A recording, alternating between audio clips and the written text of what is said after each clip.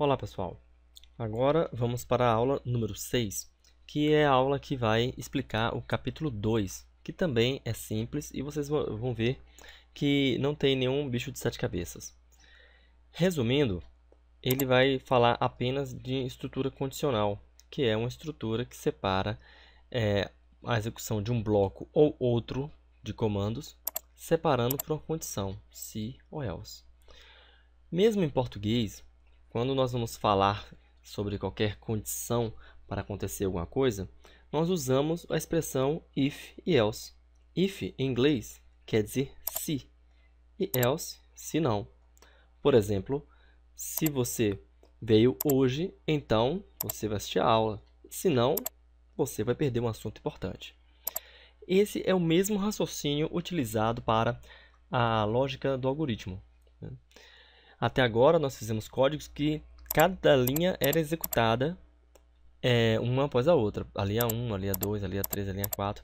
E a gente não tinha como determinar, em determinada situação, que o Scilab executasse apenas uma parte ou outra do nosso código. Aqui agora nós vamos ter como fazer isso, criando uma condição. Ok? Por favor, abram a página 25 da apostila e copiem esse código aqui, façam funcionar e leiam linha por linha para a gente entender o que está acontecendo aí. Dê pause e vai lá. Ok, espero que vocês tenham conseguido fazer o código de primeira. Na verdade, o que a gente precisa fazer para esse código rodar é apenas copiar e apagar essas linhas que estão... esses números, aliás, que estão marcando o número da linha. Não é isso? Ok. Uma boa prática é manter uma distância aqui no código que está dentro do if. Vocês devem ter notado aí que quando essa condição aqui for verdadeira, todas as linhas que existirem entre o then e o else vão ser executadas. Vamos testar? Vou colocar aqui uma outra linha, outra, mais outra, etc. Tudo que estiver aqui dentro vai ser executado quando o valor de entrada for menor do que 0 ou igual 0.4. Professor, esse menor é aquele menor que a gente encontrava quando a gente estava estudando lá nas primeiras séries? É isso mesmo, menor é maior que. E esse menor igual é aquele que tinha um tracinho embaixo. Onde que nós vamos encontrar isso na nossa apostila? Aqui está na página 12, tabela 4, operador maior, maior igual, menor, menor igual.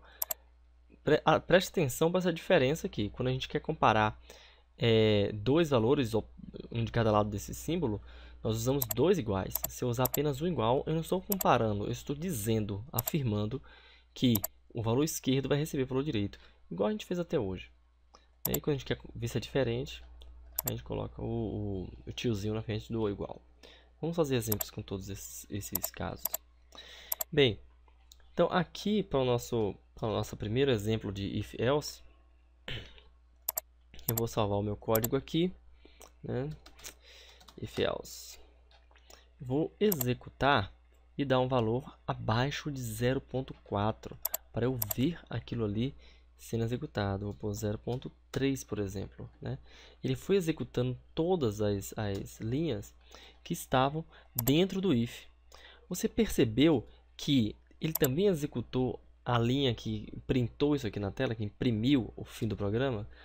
Porque esta linha estava depois do if-else. Perceba que ou ele executou isso ou isso, mas depois ele continuou o programa, a vida dele, naturalmente, sem que isso afetasse o que está fora do if-else. Então deu para notar que é muito simples essa separação, né? Na verdade, apesar da gente dar o nome na apostila de capítulo, o assunto é muito breve, muito curto, né? Ele se resume a um ou dois conceitos.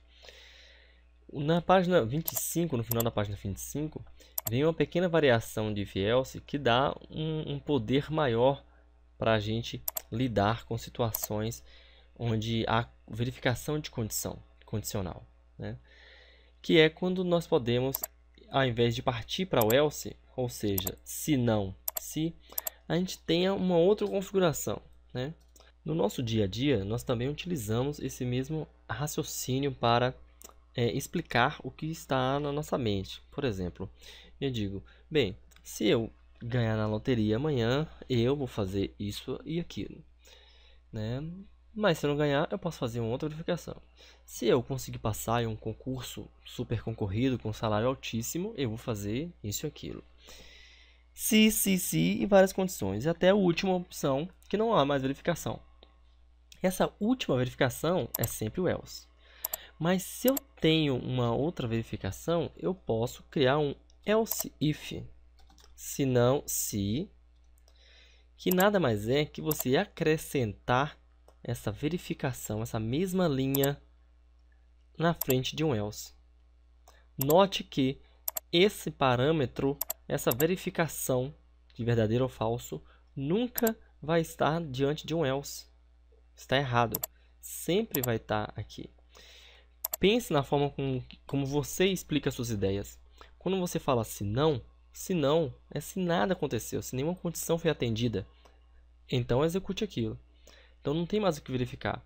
Você só verifica se tiver um se. Até quando você está falando com seus colegas. Então vejamos.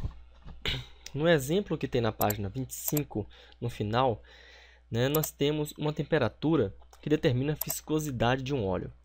Por favor, copie esse código, faça-o executar no seu Scilab agora. Dê pause no vídeo e depois continuaremos. Ok.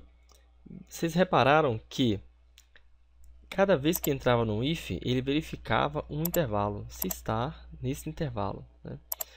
Você precisou aprender um novo operador de comparação, que é esse AND, né? AND ou, né?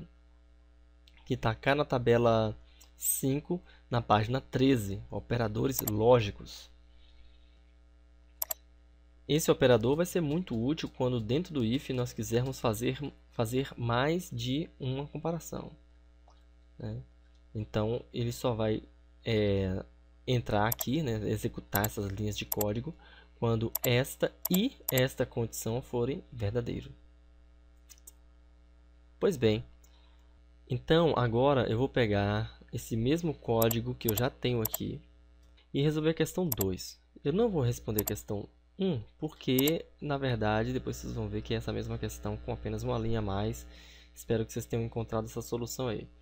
Vamos resolver o da água, né? Ele fala que eu devo desenvolver um programa que receba a entrada da temperatura em graus Celsius e retorne a saída na fase que está a água, né? Sólido, líquido ou gasoso. Como vocês devem lembrar, a água fica no estado sólido quando está abaixo de 0, líquido quando está entre 0 e 100 e gasoso quando está acima de 100.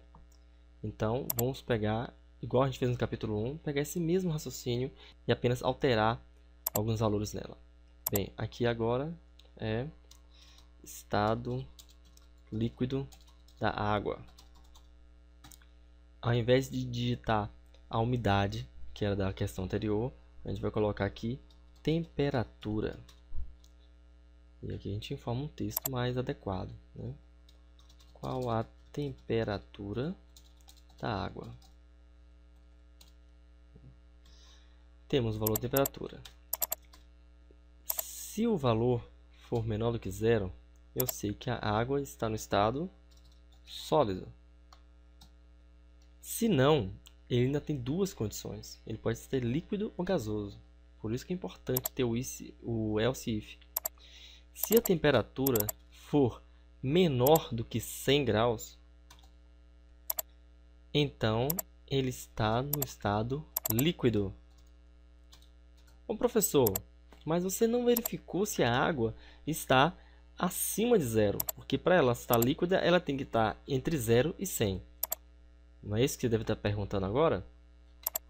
Bem, Eu até poderia colocar aqui, sem nenhum problema, temperatura maior que 0. Mas pensa comigo, você não concorda que se ela não é menor do que 0, ela necessariamente já é maior do que 0? Eu não preciso fazer essa verificação. Ela está no lado do líquido, senão ela teria entrado cá. Bem, se ela não é menor do que 0 e também não é menor do que 100, ela é necessariamente maior do que 100. Então, ela está no estado gasoso.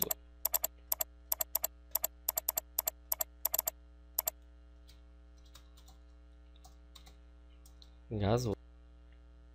Bem, fim do programa para a gente poder ver que ele está executando. Temperatura da água, vamos supor 30 graus, líquido, perfeito. Temperatura da água, menos 3 graus, sólido, perfeito. Temperatura da água, 120 graus, temperatura, estado gasoso, fim do programa. Bem, da mesma forma que o capítulo 1 é esse capítulo, você vai poder pegar essa mesma estrutura e modificar uma ou duas variáveis, né? Em algumas situações, você vai precisar colocar mais de uma linha aqui, ou até colocar algum cálculo. Fique à vontade. Dentro do if-else, você pode colocar o que você quiser, inclusive um outro if-else. Aqui eu posso colocar: se o meu cálculo for maior do que 90, então, then é então em inglês, né? Faça isso.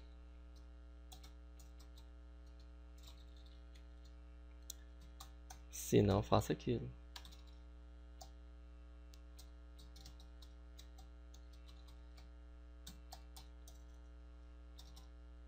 Repare que esse if-else só vai ser conferido se... deixa eu pôr aqui. Ele só vai ser executado, só vai haver essa verificação primeiro se ele entrar nesse if-else, porque todo este bloco de comandos só vai ser executado quando esta condição for verdadeiro. Caso que seja falso, ele vai pular direto para essa verificação e daqui por diante, né? Então, aqui é um código que está dentro desse if-else. É muito comum, ao abrir o parêntese, aqui ao lado do if, o aluno colocar aspas nesta condição. A partir do momento que você coloca aspa, isso aqui é um texto, não é uma verificação lógica, não é uma variável sendo comparada com um número ou outra variável. É um texto. Você precisa apagar essas aspas para que o Scilab reconheça isso aqui como uma variável e isso aqui como uma operação lógica. Bem, este foi o nosso último vídeo. Eu espero que tenha sido proveitoso. Por favor, anotem qualquer assunto, qualquer dúvida que ficou ausente nesse vídeo para eu poder fazer uma versão nova com algo que eu possa ter esquecido. Até mais.